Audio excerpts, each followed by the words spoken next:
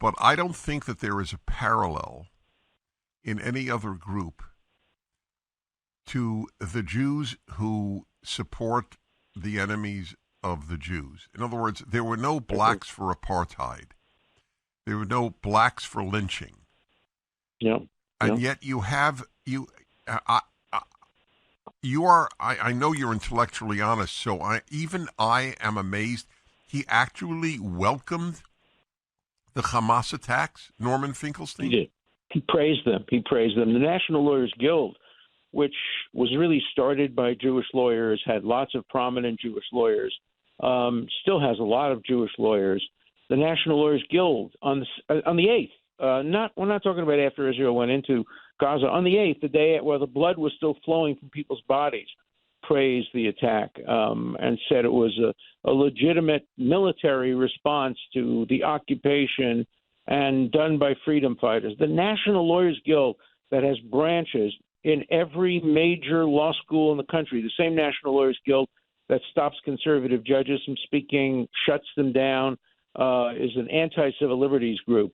And they attack me ferociously all the time. In my book, War Against the Jews, I have a chapter on the National Lawyers Guild. They've become the leading legal arm of Hamas in the United States, perhaps in violation of the federal criminal statute that makes it a crime to give material aid to a designated terrorist organization.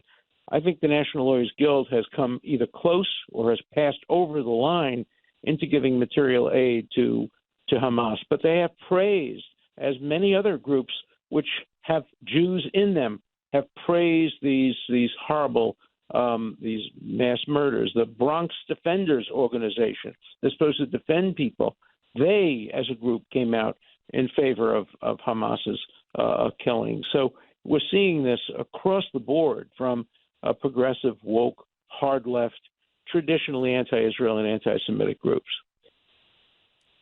Including not a few Jews. Including quite a few Jews.